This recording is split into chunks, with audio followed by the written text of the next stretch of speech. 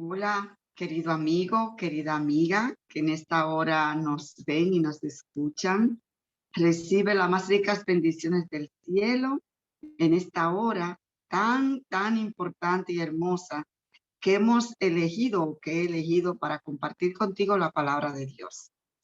Así es que es un privilegio para mí, la verdad que sí, abrir la palabra de Dios y que podamos aquí estudiar y conocer estas grandes verdades que nos ayudan a conocer a un Dios lleno de amor.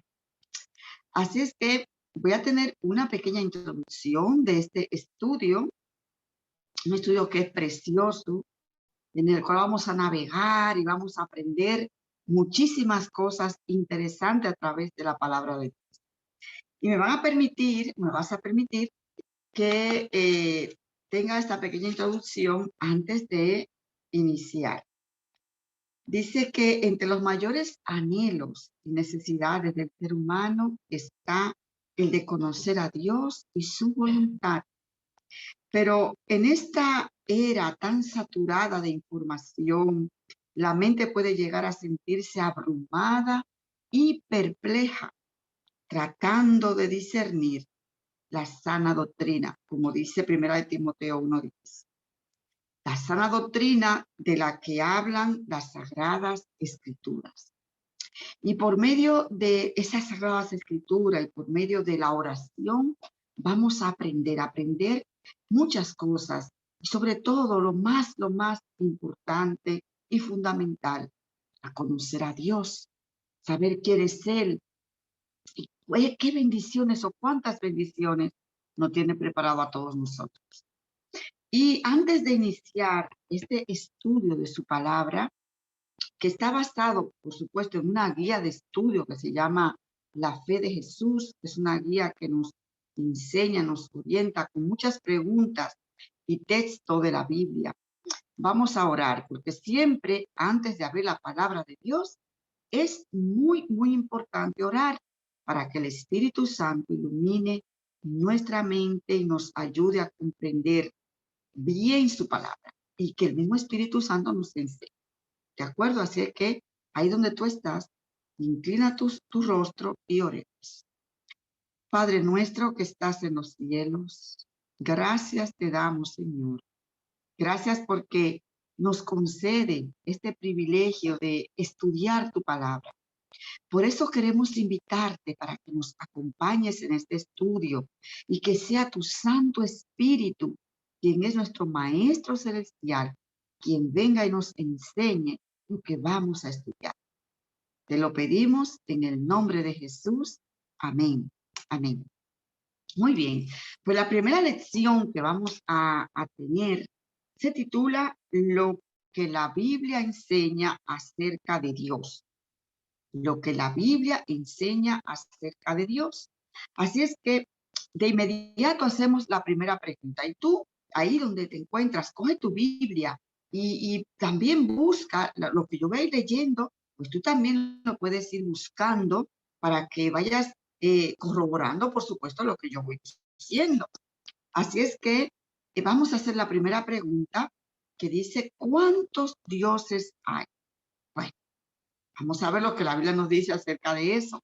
¿Cuántos dioses hay? Porque la verdad es que, bueno, todos sabemos que hay muchos dioses por ahí que andan, ¿verdad? Pero vamos a ver cuántos dioses hay. Vamos a Efesios, capítulo 1, verso 6. Efesios se encuentra en el Nuevo Testamento. Efesios, capítulo 1, versículo 6, dice lo siguiente. Un Dios y Padre de todos, el cual es sobre todos y por todos y en todos. Entonces, ¿cuántos dioses hay? Un Dios. Así nos dice Efesios capítulo 4, verso 6. También en el Antiguo Testamento vamos al libro de Deuteronomio. Deuteronomio está en el Antiguo Testamento, en el capítulo 6 de Deuteronomio, versículo 4, Deuteronomio, capítulo 6, verso 4, dice, Oye Israel, Jehová nuestro Dios, Jehová uno es. Entonces, ¿cuántos dioses hay? La Biblia misma explica que hay un solo Dios. Un solo Dios. Muy bien.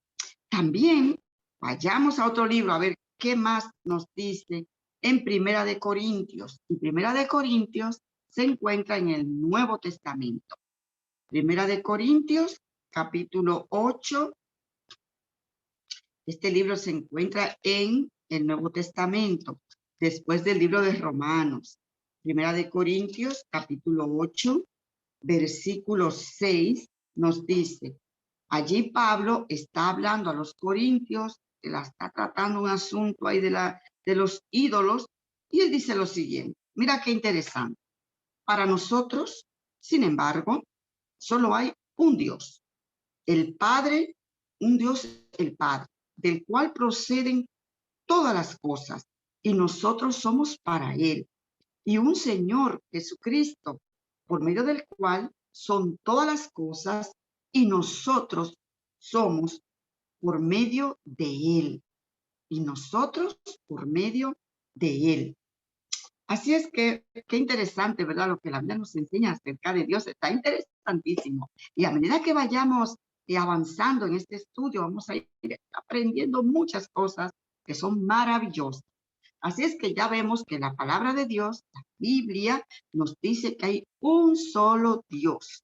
No hay allí muchos dioses, no, uno solo.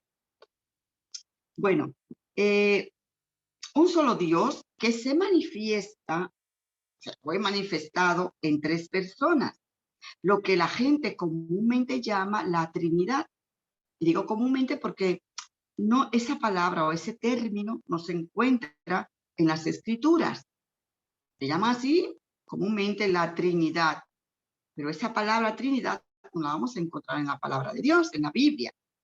Pero vamos a ver esas características de esa deidad, ¿verdad? Cómo se manifiesta Dios en tres personas.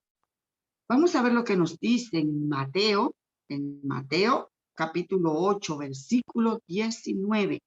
Mateo se encuentra en el Nuevo Testamento, es el primer libro del Nuevo Testamento. Puede buscarlo ahí. Mateo capítulo 28, versículo 19, que dice, por tanto, id y haced discípulos a todas las naciones, bautizándolos en el nombre del Padre, del Hijo y del Espíritu Santo. Aquí vemos esta deidad, tres personas, un Dios que se manifiesta en tres personas, con un solo propósito. Son uno, ¿verdad? Los tres tienen un propósito que lo une, que están allí juntitos, siempre unidos. Por eso es un Dios, porque tienen un mismo propósito. Y para nosotros es de salvación, de redención, de vida eterna. Eso es maravilloso. Así es que aquí vemos cómo se manifiesta Dios en el Padre, el Hijo y el Espíritu Santo. Vamos a ver también qué nos dice en 2 de Corintios 13, 14. 2 de Corintios 13, 14, que también está en el Nuevo Testamento. Y dice en 2 de Corintios 13, 14, la gracia del Señor Jesucristo y el amor de Dios y la comunión del Espíritu Santo sea en todos vosotros. ¿Ven? Aquí tenemos al Padre, al Hijo y al Espíritu Santo también. Bien, ahora, otra preguntita que vamos a hacer. ¿Cuál es la naturaleza de Dios? ¿Cuál es la naturaleza de Dios? Vamos entonces a buscar en el libro de Juan. Vamos a buscar la naturaleza de Dios en el libro de Juan 4, 24. Libro de Juan, capítulo 4. Vamos a ver qué nos dice Juan, capítulo 4, verso 24. Dice, Dios es espíritu, y los que le adoran en espíritu y en verdad, es necesario que le adoren. Entonces vemos cuál es la naturaleza de Dios. ¿Cómo es Dios? Pues Dios es espíritu. Dice en Juan 4:24, que también se encuentra en el Nuevo Testamento. En ese sentido, estamos hablando de la naturaleza de Dios, vemos ese conjunto de cualidades y características que son propias de Dios. Esa es su naturaleza, es un conjunto de cualidades, características que son propias de Él. ¿De acuerdo? También podemos destacar otras características que tiene Dios. Pues en Primera de Timoteo, también está en el Nuevo Testamento, Primera de Timoteo 6:16. Yo espero que tú me estés acompañando con tu Biblia en este estudio. Tienes que estar con tu Biblia en la mano, allí buscar. Primera de Timoteo, capítulo 6, versículo 16, nos dice allí que Dios es inmortal. ¡Qué belleza! Dios es inmortal. También en Isaías, es un libro del Antiguo Testamento, y te lo digo así para que no estés ojeando así, buscando, sino que vaya directamente, tanto puede buscar en el Antiguo como en el Nuevo. Entonces, en el Antiguo Testamento, para que sea más fácil, el capítulo 57, versículo 15, nos dice que Dios es eterno, es inmortal, es eterno. Y en Primera de Juan, que está en el Nuevo Testamento, capítulo 4, verso 8, dice algo maravilloso. Una de las características o cualidades que tiene Dios, que le conocemos todo. Dios es amor. Primera de Juan 4:8. Dios es amor. Dios es el creador del universo. Y vamos a ver lo que nos dice en Colosenses 1:16-17. Vean ustedes qué cosa tan hermosa. Busca Colosenses. Colosenses está en el Nuevo Testamento. Colosenses capítulo 1, versículo 16 y 17. Miren qué cosa más linda. Dice, porque en él fueron creadas todas las cosas, por las que hay en el cielo y las que hay en la tierra, visibles e invisibles, sean tronos, sean dominios, sean principados, sean potestades. Todo fue creado por medio de él y para él. Y él está antes de todas estas cosas.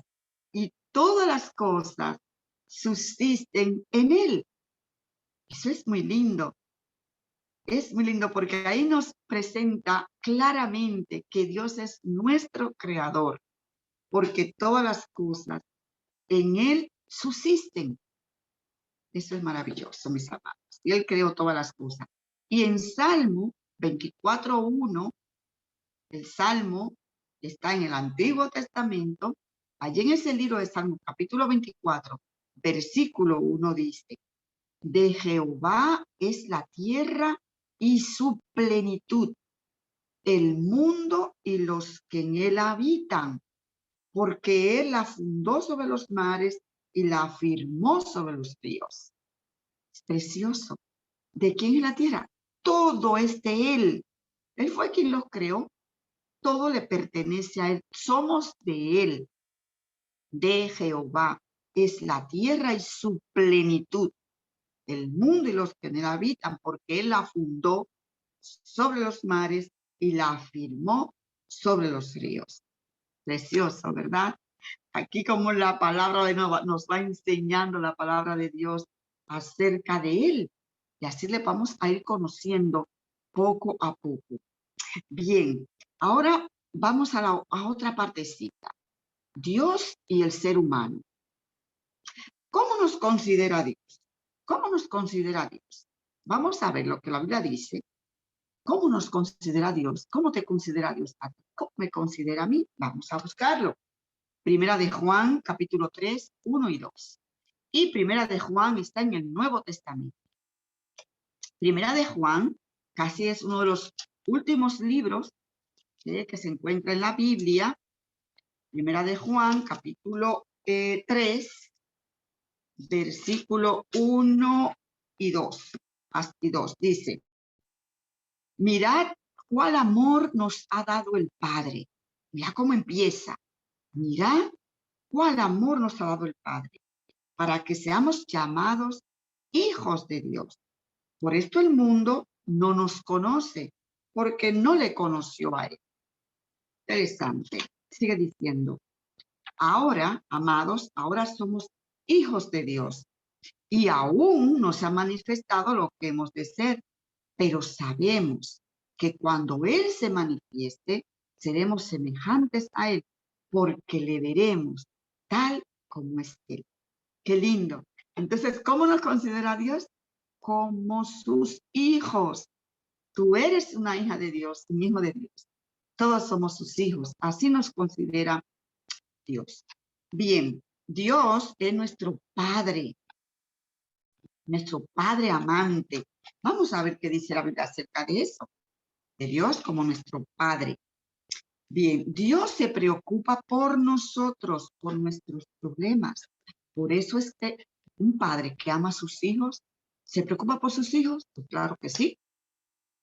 Un papá, una madre, pero aquí hablamos de un padre que ama a sus hijos, se preocupa por sus hijos. Se preocupa porque sus hijos estén bien, se preocupa para que trabaja duro para sus hijos. Quiere que sus hijos estén bien. Pues nuestro Padre Celestial se preocupa por nuestros problemas. Y eso ustedes lo pueden encontrar en Salmos 46:1, un salmo precioso que está en el Antiguo Testamento, este libro de Salmos, como he comentado antes. Salmos 46:1 nos dice que Dios se preocupa por tus problemas, Dios se preocupa por mis problemas. O sea, Él está interesadísimo en conocer, sabe y conoce nuestra situación por la que pasamos. Dios se preocupa por nuestros problemas. Dice también en Salmos 103:10 que Dios nos soporta con misericordia. Uy, tiene mucha misericordia el Señor con nosotros. Tiene una paciencia, una misericordia y nos soporta que seamos como somos, egoístas, orgullosos, codiciosos. Y así como somos, como es un Padre lleno de amor, como es un Padre que nos ama con un amor que nosotros no podemos comprender, cómo Dios puede amar a personas que son terribles. Tú dices, madre mía, pues sí, Dios nos ama y también nos soporta con misericordia. También en 2 de Corintios 1, capítulo 1, versículos 3 y 4, allí tú en el Nuevo Testamento, 2 de Corintios, capítulo 1, versículos 3 y 4, vamos a encontrar también ahí que Dios nos consuela en el dolor. Cuando la persona sufre, personas lloran, cuando los pasa mal, cuando te sientes mal, cuando has perdido algo que amas, cuando te sientes frustrada o frustrado, cuando te sientes mal por completo en tu vida, Dios te consuela. Dios entiende ese dolor. Dios es quien da consuelo, paz, que ningún médico que exista en este mundo puede hacer lo que Dios puede hacer por ti, vendar tus heridas. ¿Por qué? Porque Él va directamente donde te duele. Él sabe dónde es que tiene que poner ese remedio, esa cura. Es tu creador, es tu redentor, es tu sanador. Y como Él te conoce bien a ti, y Él sabe qué es lo que más te daña, Él va a vendar esas heridas, Él va a consolarte. ¿De acuerdo? O sea que Dios es maravilloso, maravilloso nuestro Padre. También en Salmos 23, capítulo 1, Salmo capítulo 23, versículo 1, y también en Filipenses 4:19. El Salmo, le hemos dicho que está en el Antiguo Testamento. Pues en el Salmo 23, versículo 1, nos dice, un salmo muy, muy conocido, Jehová es que mi pastor, nada me faltará. Entonces quiere decir que ese Dios tan lleno de amor, que no estamos mirando, ¿verdad? En su palabra, lleno de misericordia, que nos soporta y nos aguanta, lo insoportables que somos. Y Él con amor nos soporta. Él suple nuestras necesidades. Suple tus necesidades. Todas. Necesidad física, necesidad emocional, necesidad espiritual, pues tu Padre la suple. Jehová es mi pastor, nada me faltará, dice el salmista ahí en el Salmo 23, versículo 1, y Filipenses 4, 19. Filipenses también es otro libro que lo vas a encontrar en el Nuevo Testamento. Y eso es precioso. Cuando tú repites el Salmo 23, es un salmo muy lindo que te recomiendo que lo leas y te lo aprendas también. Bien, entonces vemos aquí que como es nuestro Padre, pues por supuesto nos da todas las cosas que nos convienen y se preocupa por nuestros problemas.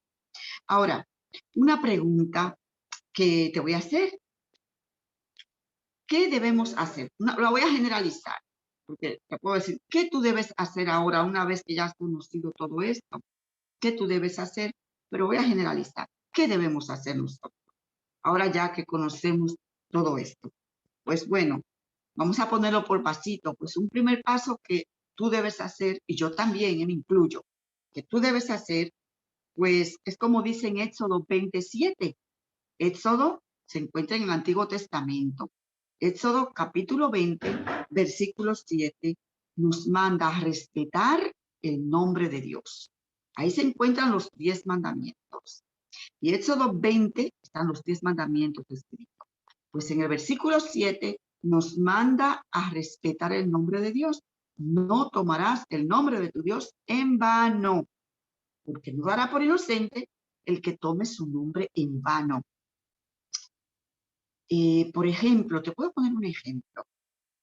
Hay personas que se llaman ser cristianas y lamentablemente no dan buen testimonio. Eso es una forma de tomar el nombre de Dios en vano. También tomar el nombre de Dios para broma, para chistes o burlarse. Eso no, hay que respetar a Dios. Dios hay que respetarlo. Y así nos dice, respetar el nombre de Dios, porque Dios es santo. Dios es eterno. Dios es un Dios muy, bueno, maravilloso. Y debemos de respetar su nombre. También en el libro de los Hechos, capítulo 5, verso 29, Hechos, capítulo 5, verso 29, allí, que el libro de los Hechos está en el Nuevo Testamento, nos dice que debemos de obedecer a Dios, de ser hijos obedientes. A todos los padres nos agrada que nuestros hijos no obedezcan, ¿verdad? Si tú eres padre, eres madre, tú te sientes feliz cuando tu hijo te obedece o tu niña te obedece. Tú le dices, esto, aquello, y inmediatamente lo hace. O sea, qué bendición. Tengo un niño tan obediente, una niña tan obediente, y nos sentimos felices cuando nuestros hijos nos obedecen. Pues nuestro Padre Celestial se siente feliz cuando sus hijos, tú que eres su hijo, tú que eres su hija, eres obediente a lo que Él manda en su palabra. Cuando tú obedeces y haces lo que Él te dice y te manda en su palabra, Él se siente feliz.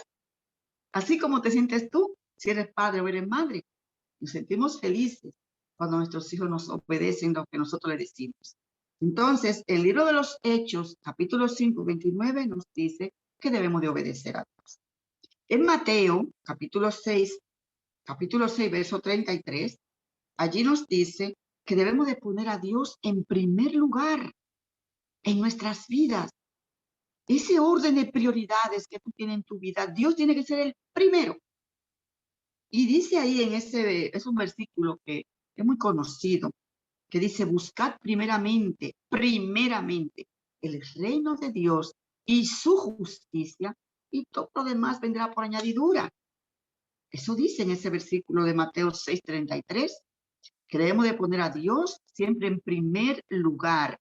Cuando tú te levantes por la mañana, que empieza el día, empieza con una oración de gratitud o con una alabanza. Coge tu Biblia y léela y encomienda ese día a tus hijos, a tu familia, a Dios. Y ponlo en primer lugar a Él y todo lo demás viene por añadidura. Y eso es maravilloso. Siempre poner a Dios en primer lugar.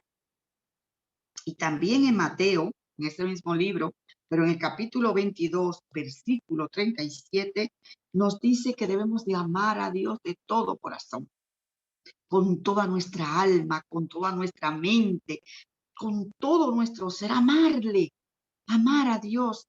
Qué lindo es cuando nosotros, los padres se sienten felices cuando ven a nuestros hijos nos aman. Pues debemos de amar a Dios porque es nuestro Padre, que quiere lo mejor para ti, que quiere lo mejor para mí. Oye, ¿y por qué no creer en ese Dios tan maravilloso, que lo que quiere lo mejor para nosotros? Bien, casi ya vamos concluyendo, pero sin antes decirte que necesitamos a Dios. Hay una gran necesidad de Dios.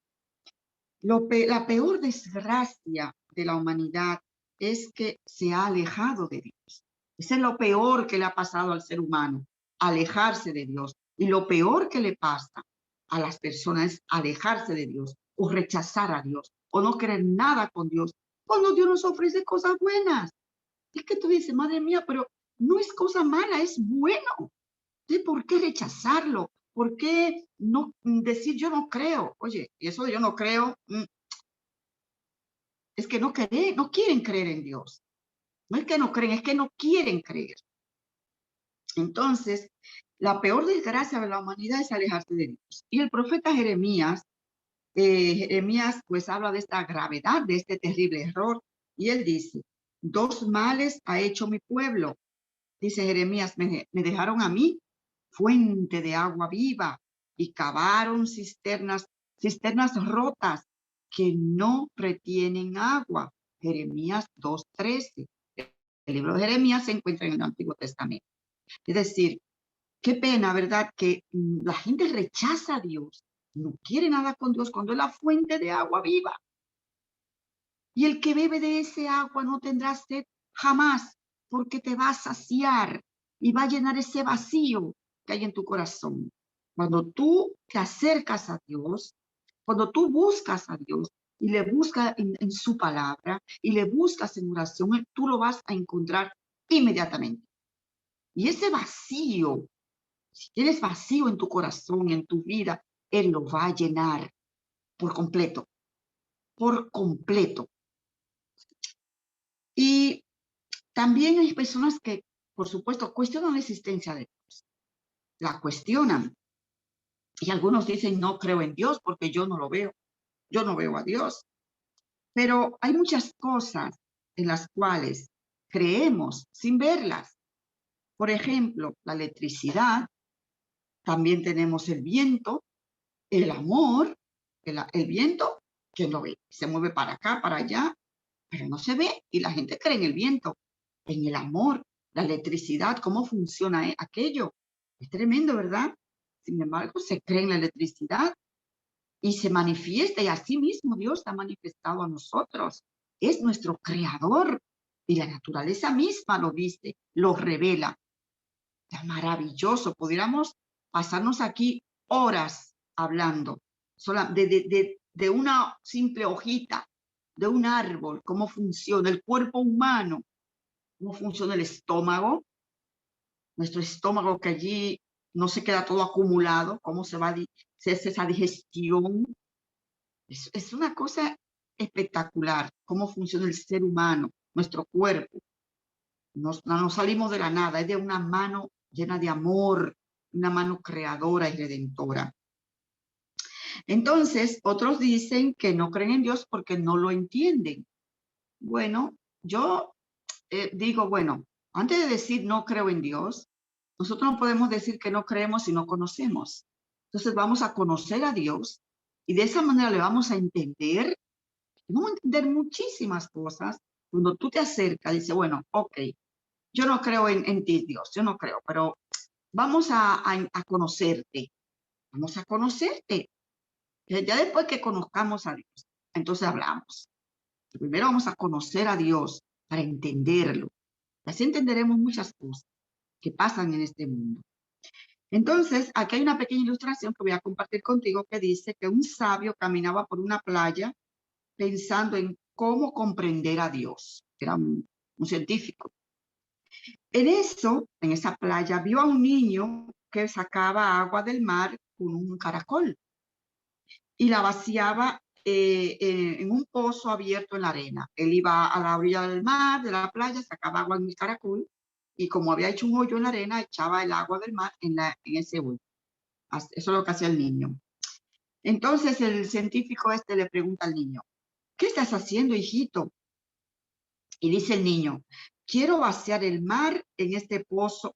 Oye, eso fue lo que respondió. Yo quiero vaciar todo el mar en este pozo.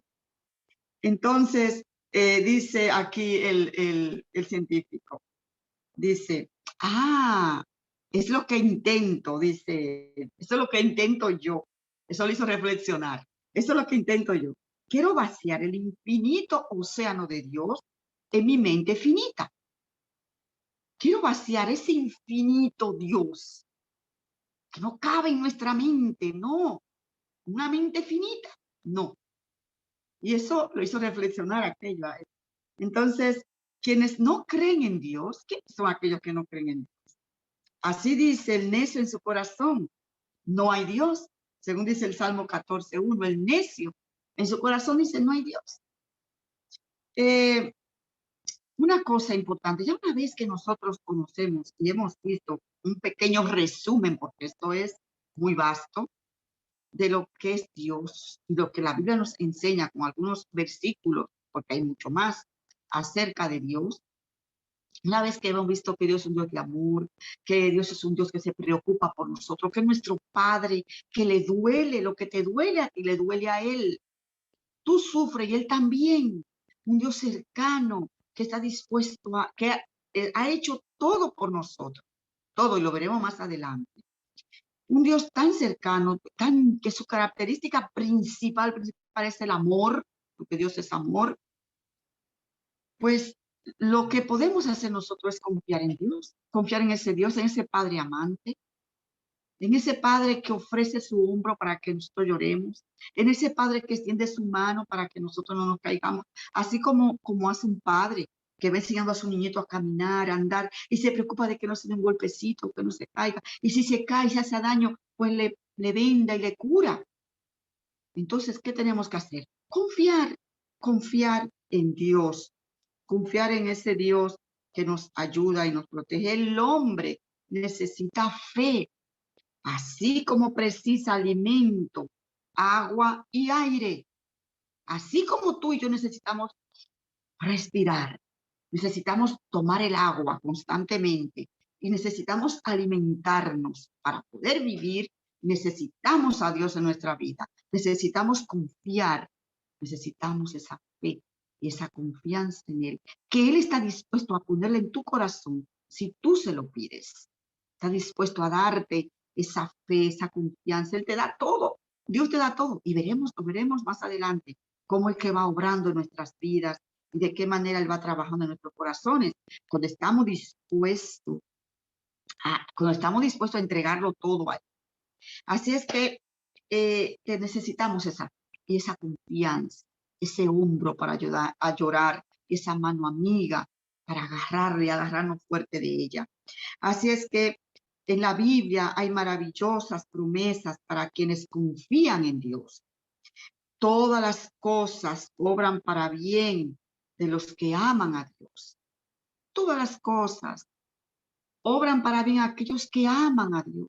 Lo bueno y lo malo será de bendición para tu vida, porque los limones que te tira la vida, esos limones ácidos, agrios, amargos, que la vida te da en problemas, situaciones difíciles, ¿sabes lo que hace Dios con esos limones? Te hace una limonada, un jugo sabroso para que te refresque, porque Él es Dios y te ama. Y de esas situaciones difíciles la torna en bendición para ti. O sea que a los que aman a Dios, todo le ayuda a bien. Y así lo dice en el libro de Romanos, capítulo 8, versículo 28. Si Dios está por nosotros, ¿quién contra nosotros? Romanos 8:31. Dios puede suplir todas nuestras necesidades, ya lo hemos dicho, en Filipenses 4:19. Ahora te voy a narrar ya, para que terminemos, una pequeña otra anécdota de un cristiano Este cristiano estaba siendo perseguido, ¿ustedes recuerdan o sabrán que hubo una terrible persecución en la Edad Media que fue horrorosa? Pues este cristiano estaba siendo perseguido y, y se encontraba en las montañas, huyendo de su enemigo que lo perseguía por su fe cristiana. Él era perseguido por su fe cristiana. Llegó a una cueva y se refugió en esa cueva. Y una araña tejió una tela que cubrió la entrada de esa cueva. Esa araña tejió allí una enorme tela que cubrió toda esa entrada. Y los perseguidores, al ver la tela de araña, pasaron de largo porque dijeron, hay una tela de araña, pues es muy obvio que ahí no está. Y siguieron de largo, siguieron de largo. Entonces, este cristiano dijo, donde está Dios, la tela de araña es una muralla. Donde no está Dios, la muralla es como una tela de araña. Que Dios te bendiga y te guarde grande y abundantemente y te ayude y que ponga en ti ese deseo de buscarle continuamente y verás cuántas bendiciones llegarán a tu vida. Ahora vamos a terminar con una oración. Ahí donde tú estás, pues vamos ahora. Padre de amor, gracias te damos. Gracias por tu compañía aquí en este lugar. Gracias porque tú has estado y está con esta persona que nos acompaña o me acompaña en este estudio en esta noche. Gracias, Señor. Gracias porque tú estás aquí con nosotros para bendecirnos. Gracias. Tu Padre, te rogamos que tu Santo Espíritu nos motive cada día a buscarte, a creer más en ti, a confiar más en ti y en tu palabra y ser obediente a lo que tú nos mandas. Gracias, Señor. Derrama tus más ricas bendiciones sobre esta amiga o este amigo que está aquí con nosotros. Te lo pedimos en el nombre de Jesús. Amén. Nos vemos la próxima, en la segunda lección, que está muy interesante. No te la pierdas. Adiós.